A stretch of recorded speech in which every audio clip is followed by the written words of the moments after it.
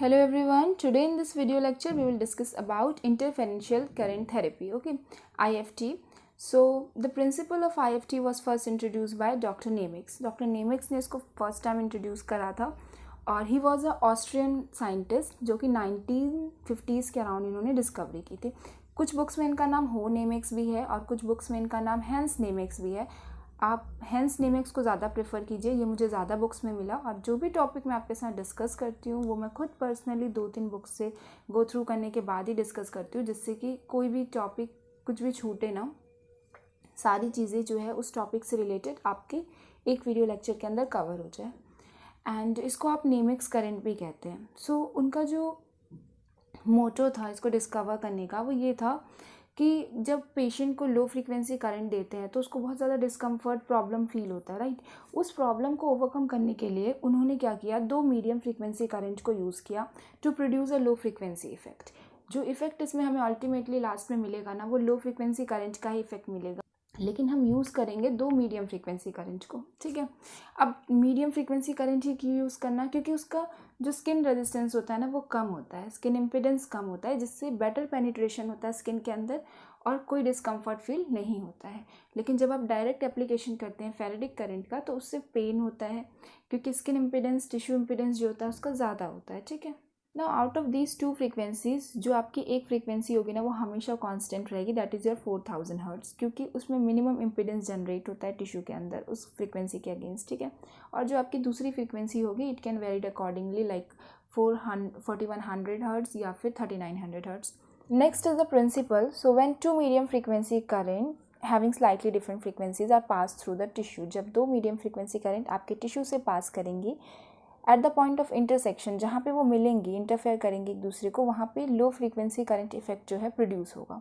इससे जो आपका रिजल्टेंट एम्पलीट्यूड होगा न्यू करंट का, that is the sum of individual currents amplitude at any given point of intersection. जहाँ पे इंटरसेक्शन हो रहा है वहाँ पे किसी भी पॉइंट पे अगर आपको रिजल्टेंट एम्पलीट्यूड जानना है तो वो आपके 2 जो एम्पलीट्यूड्स होंगे ना उनका सम होगा। अब यहाँ से 2 आउटकम्स निकल सकते हैं।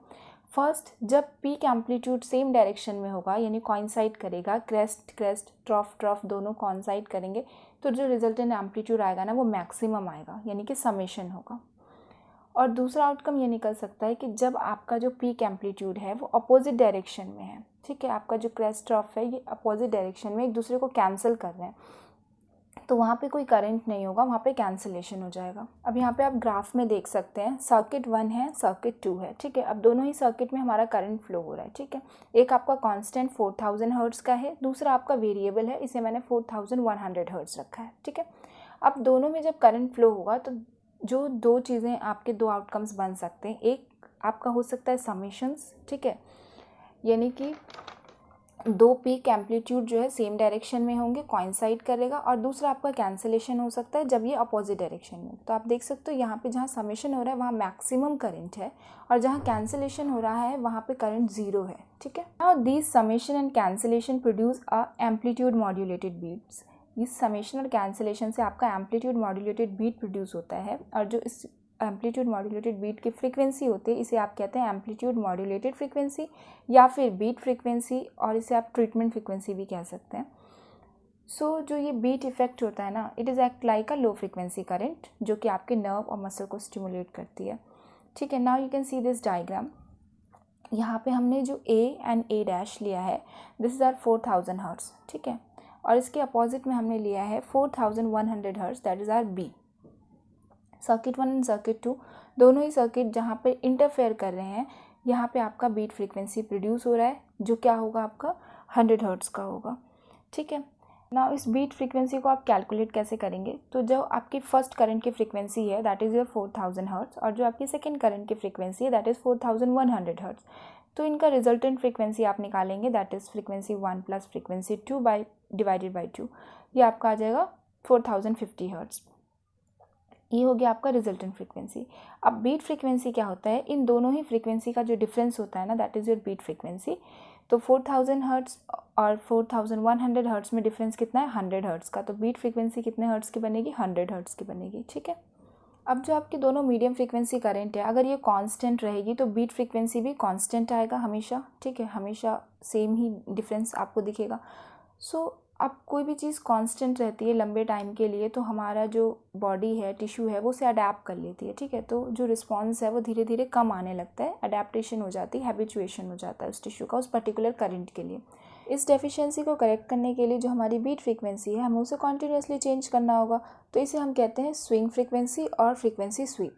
सो जो आपकी IFT मशीन होती है उसमें एक फ्रीक्वेंसी तो हमेशा कांस्टेंट रहती है, दैट इज़ योर 4000 हर्ट्ज़, और वो सेट रहती है। और जो आपकी दूसरी फ्रीक्वेंसी होती है वो आपके 4000 से लेके 4100 हर्ट्ज़ के बीच में वेरी करती है, that is your variable frequency. और जो आपका इसमें डिफरेंस आता है बीट फ्रीक्वेंसी का, दैट इज़ योर 100 हर्ट्ज़। तो उस 100 हर्ट्ज़ के बीच में आपकी जो बीट फ्रीक्वेंसी है वो वेरी करेगी बार बार 0 से 100 के बीच में, और ये आपका मशीन में ऑटोमेटिकली सेट होता है। Clear? So there are some terms that is applied in IFT, तो ये आपके क्लियर होने चाहिए। First one is your impedance. Impedance क्या होता है? आपके उस पर्टिकुलर सर्किट का कुछ ना कुछ रेजिस्टेंस होगा, कैपेसिटेंस होगा, इंडक्टेंस होगा। So all these are collectively form the impedance of the circuit. तो this is a type of resistance जो कि प्रोड्यूस कर रहा है tissue against the electrical stimulation of the low frequency current. Impedance को ना आप Z से डिनोट करते हैं और ये ओम्स में मेजर होता है। सो इसमें आपको एक फार्मूला भी गिवन है, that is Z is equals to 1/2πfc, where f is your frequency जो कि आप हर्ट्स में पुट करते हैं, and c is the capacitance of the skin, ठीक है, जो आपके माइक्रोफैराड्स में होता है। नेक्स्ट एक टर्म है दैट इज़ फेज। तो फेज़ क्या होता है? जब आपका करंट 0 से 180 डिग्री ट्रैवल कर रहा है तो वो आपका सेम फेज़ में ट्रैवल कर रहा है, एंड जब वो 180 डिग्री से 360 डिग्री में ट्रैवल कर रहा है तो वो आप बोलेंगे उसे अपोजिट फेज़ में जो आपका करंट है वो ट्रैवल कर रहा है। नेक्स्ट जो आपकी टर्म आती है that is your modulation depth, यानी कि आपका जो करंट है वो कितना डेप्थ तक पेनिट्रेट कर रहा है और किस मॉड्यूलेशन में कर रहा है, ठीक है। इसे आप परसेंटेज में एक्सप्रेस करते हैं, and it can be lie between 0 से लेके 100% तक लाई कर सकता है कि कितना जो है आपका डेप्थ तक फ्रीक्वेंसी जो है पेनिट्रेट कर रहा है करंट जो है। अब इसमें ना आप ये डायग्राम देख सकते हैं, ये एक पोलर डायग्राम है मॉड्यूलेशन डेप्थ का, जिसमें हमने 4 पोल्स रखे हैं, यानी कि 4 इलेक्ट्रोड्स हैं, 2 इन अपोजिट डायरेक्शन, ठीक है। सो इसमें जब ये आपका एक्सेस पे रहता है तो वहाँ पे मॉड्यूलेशन डेप्थ 0% रहती है, ठीक है। 45 डिग्री पे जो आपका मॉड्यूलेशन डेप्थ होता है ना वो 100% रहता है, तो इसे ज़्यादा मतलब सही एंगल माना जाता है। यहाँ पर आपका ज़्यादा से ज़्यादा जो करंट है वो अंदर पेनिट्रेट करता है, ठीक है। अब 45 डिग्री से 0 डिग्री के बीच में जो आपका मॉड्यूलेशन डेप्थ है वो 50% रहता है। Is that clear?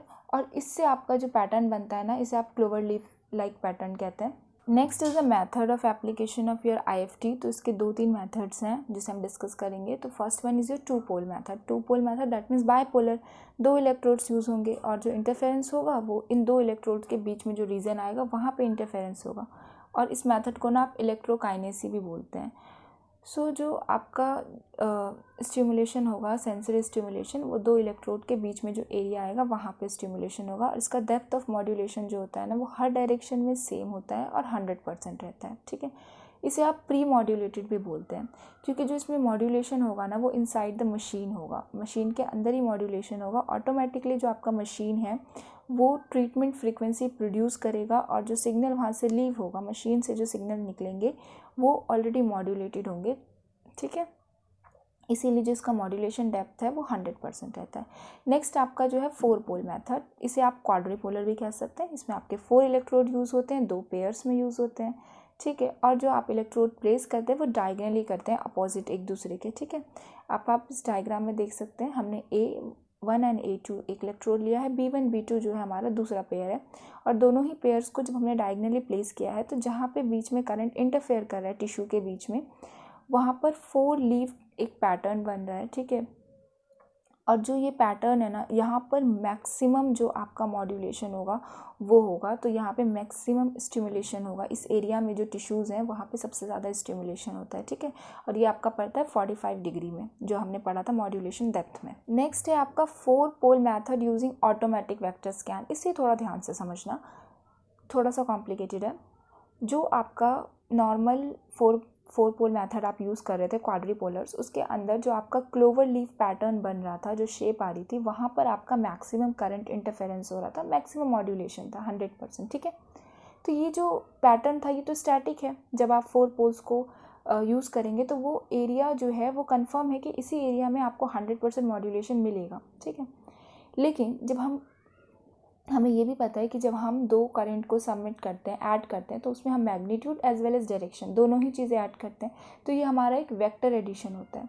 सो अगर ये हमारा वेक्टर एडिशन है और ये हमारा स्टैटिक मिल रहा है हमें, तो हम इसे डायनामिक भी तो कर सकते हैं। वो कैसे कर सकते हैं कि जो हमारा क्लोवर लीफ पैटर्न है, अगर हम इसे मूव करें, ठीक है, जो मैक्सिमम मॉड्यूलेशन वाला एरिया है, जो 45 डिग्री पे जो पैटर्न आ रहा है लीफ पैटर्न, उस क्लोवर लीफ पैटर्न को अगर हम टू एंड फ्रो यानी आगे पीछे मूव करें 45 डिग्री के रीजन में, सो क्या होगा कि हमारा जो एरिया है वो थोड़ा इंक्रीज़ हो जाएगा, मोर यूनिफॉर्म डिस्ट्रीब्यूशन होगा आईएफ करंट का। जो हमारी इंटरफेरेंशियल करंट है वो ज़्यादा यूनिफॉर्मली डिस्ट्रीब्यूट होगा, ज़्यादा टिश्यूज़ तक पहुँचेगा और ज़्यादा इफेक्टिव होगा हमारा ट्रीटमेंट अगर हम इसे मूव कर सकें, डायनामिक कर दें तो ये आपका पॉसिबल हो पाता है मशीन के थ्रू, जिसे आप वेक्टर स्वीप कहते हैं, स्कैनिंग भी कहते हैं, रोटेटर वेक्टर सिस्टम भी कहते हैं एंड डायनामिक इंटरफेरेंशियल फीड सिस्टम भी कहते हैं, ठीक है। इसमें जो पेशेंट है ना उसको भी अलग अलग सेंसेशन फील होगी क्योंकि वो टू एंड फ्रो मूव कर रहा है। अब आप यहाँ डायग्राम में देख सकते हैं स्टैटिक वाला जो हमारा क्वाड्रिपोलर सिस्टम था,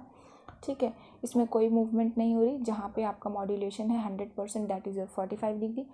और जो दूसरा वाला डायग्राम है सेम वही चीज़ हो रही है, लेकिन यहाँ पर आपका जो है जो लीफ वाला जो पैटर्न है, अगर उसको आप सिंगल लीफ को देखें तो वो टू एंड फ्रो मूवमेंट करेगा, आगे पीछे मूव करेगा, तो यहाँ पे हमें बेटर पेनिट्रेशन मिलेगी। बस ये डायनामिक है और इससे पहले वाला स्टैटिक था। This is the difference. Next है आपके कुछ पैरामीटर्स जिस पे जो आपका थेरेप्यूटिक इफेक्ट है वो डिपेंड करता है कि आप कैसे पैरामीटर्स को सिलेक्ट करते हैं, कितना फ्रीक्वेंसी सिलेक्ट करते हैं, कितना आप एएमएफ यानी कि एम्पलीट्यूड मॉड्यूलेटेड फ्रीक्वेंसी रखते हैं, ठीक है। तो इसमें जो फ्रीक्वेंसी होती है या तो वो कांस्टेंट होगी या रिथमिकल होगी या फिर आपकी जो फ्रीक्वेंसी स्वीप होगी, ठीक है। अब जो आपकी फ्रीक्वेंसी कांस्टेंट या रिथमिकल रहेगी उसमें दो तरीके की फ्रीक्वेंसी रहेगी, एक आपका हाई एएमएफ बनाएगा और दूसरा आपका लो एएमएफ यानी कि high amplitude modulated frequency and second one is your low amplitude modulated frequency. जो आपकी हाई एम्पलीट्यूड मॉड्यूलेटेड फ्रीक्वेंसी होगी उसमें आप कांस्टेंट के केस में 100 से 150 हर्ट्ज़ रखते हैं और रिथमिक के केस में 90 से 100 हर्ट्ज़ रखते हैं। और ये यूज़फुल है आपके एक्यूट सीवियर पेन के लिए, हाइपर सेंसिटिविटी के लिए, काफ़ी प्लीजेंट फ्रीक्वेंसी होती है, लाइट होती है और इनिशियल ट्रीटमेंट के लिए इसे प्रेफर किया जाता है। 50 से 100 हर्ट्ज़ अगर आप फ्रीक्वेंसी रखेंगे ना तो ये आपको सेडेटिव और स्पाज्मोलिटिक इफेक्ट भी प्रोड्यूस करके देता है। नेक्स्ट है आपका लोअर एएमएफ यानी कि लोअर एम्पलीट्यूड मॉड्यूलेटेड फ्रीक्वेंसी जो कि 50 हर्ट्ज़ से कम होती है। जब आप इसे 0 हर्ट्ज़ से 10 हर्ट्ज़ के बीच में रिथमिक देते हैं तो ये आपके मसल को स्टिमुलेट कराती है, री एजुकेशन में हेल्प करती है और आर्टिकुलर कॉन्ट्रैक्चर की मूवमेंट में हेल्प करती है। जब आप इसे 25 हर्ट्ज़ से 50 हर्ट्ज़ रिथमिकल देते हैं तो ये आपकी टिटैनिक यानी कि फेरेडिक लाइक कॉन्ट्रैक्शन प्रोड्यूस करती है मसल के अंदर। जब आप 0 से 100 हर्ट्ज़ का रिथमिक कॉन्ट्रैक्शन देते हैं, फ्रीक्वेंसी देते हैं, तो ये आपका एनर्जेसिक इफेक्ट प्रोड्यूस करती है, वेजोडाइलेशन होता है आपके ऑटोनॉमिक नर्वस सिस्टम के थ्रू और आपका जो वेजल्स हैं जितने भी वो रिलैक्स होते हैं, स्टिमुलेट होते हैं, ठीक है। तो इसे आप साइनोसॉइडल इफेक्ट भी कह सकते हैं कि ये प्रोड्यूस कराती है। हाइपरेमिया प्रोड्यूस कराती है, लिम्फ फ्लो को इंक्रीज़ कर देती है, सेलुलर फंक्शंस को अच्छे से प्रमोट करती है और जो आपका नॉर्मल टिश्यू रिएक्शन है ना वो रिस्टोर होता है, ठीक है। इडीमा रिड्यूस होता है इससे। नेक्स्ट है फ्रीक्वेंसी स्वीप प्रोग्राम जिसमें आप अक्यूमुलेशन को अवॉइड करने के लिए एएमएफ को चेंज करते हैं कॉन्टीन्यूसली। सो इसमें जो आपका मोड ऑफ स्पेक्ट्रम है ना it can be different. First one is your rectangular, ये सिंबल भी आपने देखा होगा आईएफटी मशीन में, ट्रेपेजॉइड एंड देन ट्रायंगल। तो जो रेक्टेंगुलर है उसके अंदर क्या होता है, आपका जो एएमएफ है ना वो बेस पे रहता है 1 सेकेंड के लिए, देन एब्रप्टली चेंज होकर के हायर फ्रीक्वेंसी में चला जाता है, वहाँ 1 सेकेंड स्टे करता है, देन फिर बेस पे आता है, फिर 1 सेकेंड स्टे करता है। यानी कि यहाँ पे सडन इंक्रीज होगा, 1 सेकेंड का स्टे है, देन सडन डिक्रीज होकर लोअर फ्रीक्वेंसी पे आएगा, देन 1 सेकेंड का स्टे। तो ये बहुत ही एग्रेसिव इफेक्ट प्रोड्यूस करता है। सब एक्यूट एंड क्रोनिक प्रॉब्लम्स के लिए आप इसे दे सकते हैं। नेक्स्ट है आपका ट्रेपेजॉइड। ट्रेपेजॉइड में क्या होता है, फर्स्ट 1 सेकेंड के अंदर जो आपका एएमएफ है वो हाईएस्ट सेट फ्रीक्वेंसी तक पहुंचती है, वहाँ पे 5 सेकेंड स्टे करती है एंड देन फिर वो डिक्रीज़ होकर के जो आपका एएमएफ है वो लोवेस्ट सेट फ्रीक्वेंसी तक आती है, देन फिर 5 सेकेंड का स्टे है, देन फिर reach to the highest set frequency in 1 second, 5 seconds का स्टे, देन फिर come back to the lowest set frequency in another 1 second, done. So patient जो बहुत ईजिली टॉलरेट कर पाता है तो इसे एक्यूट कंडीशन में आप यूज़ कर सकते हैं। नेक्स्ट है आपका ट्रायंगुलर। इसमें फ्रीक्वेंसी बिल्कुल भी कांस्टेंट नहीं रहती, कॉन्टीन्यूसली चेंज करती रहती है। फर्स्ट 6 सेकंड के अंदर जो आपकी फ्रीक्वेंसी है वो इंक्रीज़ होकर हाईएस्ट सेट फ्रीक्वेंसी तक जाएगी, देन नेक्स्ट 6 सेकंड के अंदर फिर वो वापस डिक्रीज़ होकर लोवेस्ट सेट फ्रीक्वेंसी तक आएगी। ठीक है, इसी तरीके से जो आपका साइकिल है वो चलता रहेगा। ये एक्यूट डिसऑर्डर के लिए आप यूज़ कर सकते हैं और ये थोड़ा पेशेंट के लिए पेनफुल रहता है। नेक्स्ट है आपकी इंटेंसिटी, जो आप ग्रेजुअली इंक्रीज़ कर सकते हैं जब तक पेशेंट को टिंगलिंग सेंसेशन फील ना हो। ड्यूरेशन की बात करें तो 10 to 30 मिनट्स इसको दिया जाता है। और एक्यूट कंडीशन के अंदर ना आप लो इंटेंसिटी यूज़ करते हैं, शॉर्ट टाइम यूज़ कर सकते हैं और शॉर्ट इंटरवल्स में देते हैं। ठीक है, लाइक 2 times पर डे। और जो आपका क्रोनिक केस होता है ना, इसमें आप हाई इंटेंसिटी यूज़ करते हैं, लॉन्गर ट्रीटमेंट्स देते हैं, 3 to 4 ट्रीटमेंट पर वीक्स दिया जाता है। Next is the effect of interferential current. So different beats जो हैं डिफरेंट इफेक्ट प्रोड्यूस करती है। इन जनरल जो आपकी हाई बीट्स होती है ना, जो बीट फ्रीक्वेंसी होती है 100 हर्ट्ज़ की, वो आपकी एनाल्जेसिक इफेक्ट प्रोड्यूस करती है। और जो आपकी लो बीट्स होती हैं लाइक 10 हर्ट्ज़ का अगर डिफरेंस है तो आपका मसल कॉन्ट्रैक्शन जो है वो प्रोड्यूस करता है। ठीक है, इंटरफेरेंशियल करंट थेरेपी से जो आपका पेन है ना वो काफ़ी अच्छे से रिलीफ होता है और ये डिफरेंट मैकेनिज्म से अचीव होता है। जैसे आपका जो पेन कंट्रोल थ्योरी है, जो पेन गेट कंट्रोल मैकेनिज्म है, ये उसे एक्टिवेट कर देता है। आपके नोसिसेप्टर फाइबर्स का एक्टिवेशन करा देता है। जो आपका डिसेंडिंग पेन सप्रेसर सिस्टम है वो एक्टिवेट हो जाता है इससे। फिजियोलॉजिकल ब्लॉकेज भी करता है ये टेम्परेरी पेन को। ठीक है, 50 हर्ट्ज़ का जब आप इलेक्ट्रिकल स्टिमुलाई देते हैं तो आपके माइलिनेटेड नॉन माइलिनेटेड दोनों ही जो नर्व्स होते हैं वो टेम्परेरी ब्लॉक हो जाते हैं। और आपका जो ब्लड फ्लो है वो इंक्रीज़ करता है ये वेजोडाइलेशन करा के या फिर पंपिंग इफेक्ट जनरेट करके। ठीक है, और ये प्लेसबो इफेक्ट भी प्रोड्यूस करता है। ये मतलब लाइक डमी ट्रीटमेंट जैसे साइकोलॉजिकल फैक्टर है कि पेन जो है उससे आपको रिड्यूस हुआ है। उसके बाद एब्जॉर्प्शन ऑफ एक्सुडेट्स, जो आपके सर्कुलेशन है वो इंक्रीज़ हो जाती है, तो एक्सुडेट का जो एब्जॉर्प्शन है वो इंक्रीज़ हो जाता है। स्वेलिंग जो है वो रिड्यूस हो जाती है, मसल कॉन्ट्रैक्शन करा के इडिमा रिड्यूस होता है। आपका इनकॉन्टिनेंस जो है उसे ट्रीट किया जाता है, वेजोडाइलेशन होता है। तो ये सारे जो हैं वो आपके इंटरफेरेंशियल करंट्स के इफेक्ट हैं। नेक्स्ट है इसके इंडिकेशन। तो ये पेन और मसल स्पाज्म के लिए बहुत ही यूज़फुल ट्रीटमेंट है। जो भी आपका न्यूरोजेनिक नेचर का पेन हो, जैसे पोस्ट हेपेटिक न्यूरल्जिया है, फैंटम लिम्ब पेन है, शोल्डर हैंड सिंड्रोम है, यू कैन यूज़ IFT। कोई मस्कुलो टेंडिनियस लिगामेंटस या फिर स्केलेटल डिसऑर्डर है like your fibrositis, tendinitis, bursitis, tendinosynovitis, epicondylitis, strain, sprain, your any kind of discopathy और rotator cuff lesion, you can use IFT। उसके बाद आप haematoma में use कर सकते हैं ड्यूरिंग फर्स्ट 24 आवर्स। आप अगर 100 हर्ट्ज़ का कांस्टेंट फ्रीक्वेंसी IFT यूज़ करते हैं टुगेदर विद आइस पैक, तो ये काफ़ी यूज़फुल होता है आपके हेमाटोमा को डिसॉल्व करने के लिए।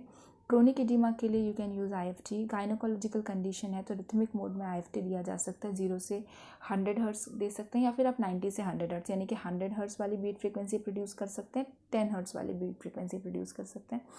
इसमें जो आपका प्लेसमेंट होता है वो एंटीरियर पोस्टीरियर इलेक्ट्रोड का प्लेसमेंट होता है आपके पेल्विक को क्रॉस करते हुए। जो आपकी जो बीट फ्रीक्वेंसी है ना वो पेल्विस में बनती है, डीप पेल्विस में। स्ट्रेस इनकॉन्टिनेंस के लिए आप यूज़ कर सकते हैं। डीप मसल स्टिमुलेशन के लिए आप रिथमिक मोड में 0 से 10 हर्ट्ज़ या 0 से 100 हर्ट्ज़ में। इसमें जो आपका प्लेसमेंट होता है इलेक्ट्रोन का वो इलेक्ट्रोड्स का वो एंटीरियरली आपके लोअर एब्डोमेन में होता है, पोस्टीरियरली आपके अपर मीडियल एस्पेक्ट ऑफ थाई में होता है।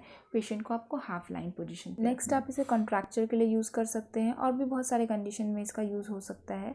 अस्थमा है, माइग्रेन है, इंसोमनिया है, कोई स्पोर्ट्स इंजरी है, ठीक है, मसल वीकनेस है, न्यूराइटिस है, डिसयूज एट्रोफी डेवलप हो गई है, लिम्फोडीमा है, स्पॉन्डिलोसिस है, you can use IFT। The contraindication, so atrial disease है, deep vein thrombosis, acute infection, pregnancy, danger of haemorrhage, malignancy या फिर पेस मेकर है पेशेंट में, या फिर मेंस्ट्रुएशन के दौरान एब्डोमिनल रीजन में नहीं यूज़ कर सकते, फेब्राइल कंडीशन है, या फिर कोई लार्ज ओपन बर्न्ट है, कोई अनरिलायबल पेशेंट है लाइक कोई मतलब मेंटली रिटार्डेड है, मतलब कोऑपरेटिव पेशेंट नहीं है, या फिर हो सकता है कोई ज़्यादा छोटी एज का पेशेंट है, बच्चा है, उसके साथ आप नहीं कर सकते। और डर्मेटोलॉजिकल कंडीशन में भी IFT परफॉर्म नहीं किया जा सकता। नेक्स्ट जो है this are the method of placing your electrode in the back, cervical, thoracic, lumbar, sacral के लिए आप कैसे प्लेस करेंगे 4 पोल मेथड के लिए। And for 4 pole method for your posterior leg, thigh में कैसे प्लेसमेंट होगी। ठीक है, जहाँ पे ये क्रॉस बन रहा है ना वहाँ पे आपका जो है बेटर पेनिट्रेशन होगा, वहाँ पे सबसे ज़्यादा पेनिट्रेशन होगा। और उसके अराउंड जब आप क्लोवर लीव पैटर्न बनाएंगे ना 4 पोल मेथड में, उसको इमेजिन करेंगे तो आपको पता चल जाएगा द एरिया है जहाँ पे 100% मॉड्यूलेशन आपको मिलेगा। नेक्स्ट आपका 4 पोल मेथड है शोल्डर रीजन के लिए, ग्लूटियल रीजन के लिए, then 2 pole method for your hands and back. So this is all about interferential current therapy. Hope you guys like the video. Please share, subscribe and support. Bye bye, take care.